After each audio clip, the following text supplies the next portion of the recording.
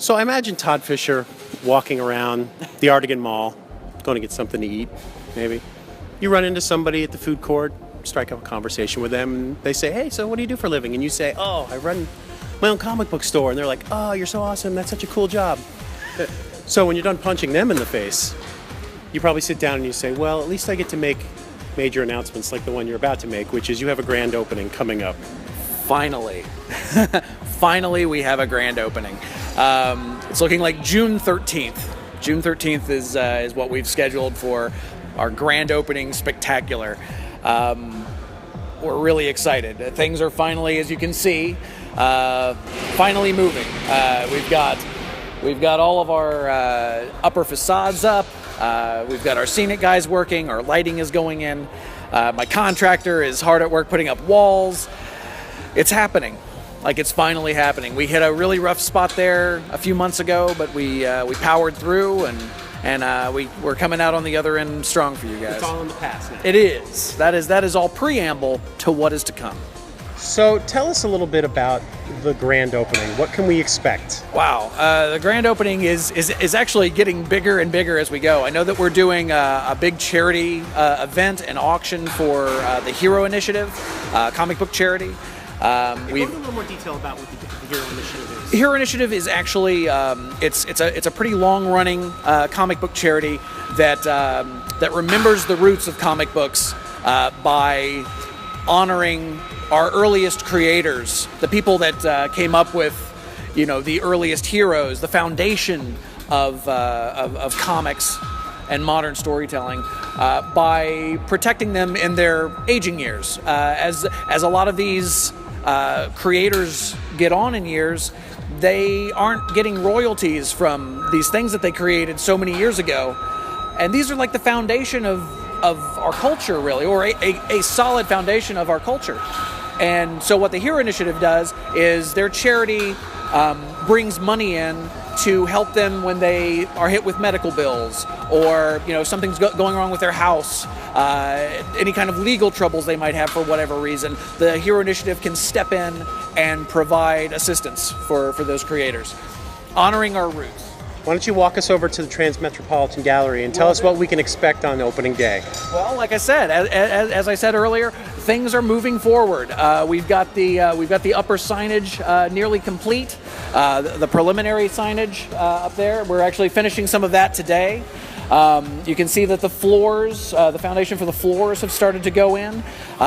We got some stools and some minor furniture that's going to go in there. We already got that in.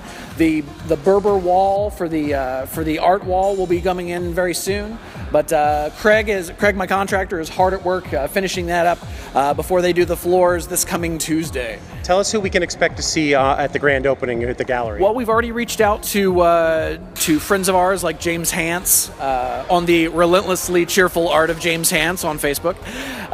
We've reached out to Dan Brereton for future shows. A lot of early on, it's going to be a lot of local. Like we want to focus on our locals, but we have a lot of pretty cool things in mind for the future. So stay tuned, as they say. You got a lot of people behind the scenes working with you. Is there anybody you want to kind of introduce to us and let us know who's helping out with you? Go ahead. Well, I'll follow. I don't know how comfortable they are on camera. Hey guys, come here for a second. Look, he's giving me the furrowed brow. This is Spider and Mouse. I only hire people that are named after animals. These are my designers. These are kind of the backbone of what we're doing. Mouse is a graphics designer, and Spider is one of our fabricators. Well, each of you, give us one thing that you're really looking forward to at the grand opening. Mouse. Everything. I'm just really looking forward to the entire thing just being open and finally working, because it's been such a long road for Anna and Todd to get here that it's just going to be amazing to see it working. That's pretty much my most exciting part for the grand Ryder, opening. what do you think will be the biggest surprise people will see when they come walking through the doors at the grand opening? That we're actually open. that we actually pulled it off. These guys have worked so hard. They've been on staff since day one, helping us out with design and fabrication, and just pretty much most of the stuff that you're seeing up here has been one or the other or both of these guys. So they are a crucial part of the process for us. They've been more than helpful. Long days, longer nights. That sounded dirtier than I meant it to. Many more to come. And many more to come. The funny thing is once this place is open, that's when the real work is going to begin. Oh yeah. Like, we often joke that once the place is actually open, then we can actually get started. Like this is again preamble to something much bigger. I think the thing that people are going to be most surprised to see when they walk in here is the scale of the scenic and the theming that's going on in this store rivals what you see if you went to one of the theme parks. We have a multi-phase plan for the next 2 years to just keep the ball rolling after opening with crazy props and memorabilia being installed regularly, semi-monthly. Just every time people are going to come in here, they're going to see something new, and the scale and scope of the new things that are coming in is going to be staggering. Yeah, that's one thing that I don't think a lot of people are grasping right now, and I think it's important to clarify this, is that what you guys are going to see come the 13th is Gods and Monsters version 1.0. This is like first step stuff. We just want to get open for you guys, and yeah, like you said, it's going to be a work in progress. Years in the making to get to where we really want it to be, but we're going to start strong and just keep adding as we go. Why don't you pick out one thing that you're working on right now that we don't maybe see that we're going to see very soon? Okay, come on over. I think the thing that is in the earliest stage right now is the Offworld Lounge. Offworld Lounge is we've got it kind of laid out. You can see the Blade Runner theming above, but I believe he's beginning prep work on the construction for the actual bar coming up here in the next day or so. So the main structure of that should be getting built in the next, I'd say, day or two. Also, if you look over this way, you're starting to see the construction of our themed booths. Our themed booths and our stage area will be there in the center. These walls, I think, are going up in the next a day or two as well, again, before the floors are done on Tuesday. So this is all moving very, very, very quickly. Hey, everybody. We've done 3 or 4 of these episodes. We've yet to ever get you on camera. So, of course, my question, I will just make a real simple question. When the ribbon is cut on opening day, what do you think will be the biggest surprise that the kids will see here? You got this, come on. Me curling up in a ball on the floor somewhere is probably.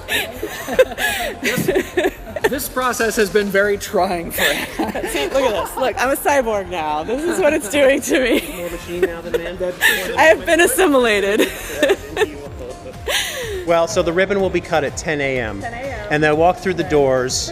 What is it that you hope to see on the eyes of the children and the men and the women walking through?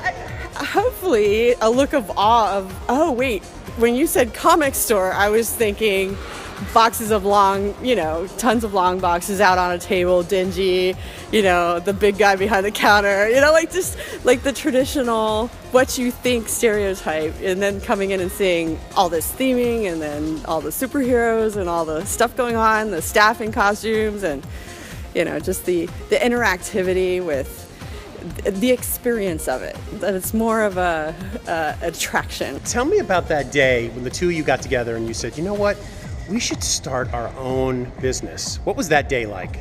Well, he was crying. There was a lot of crying, a lot of tears. There was a lot of tears.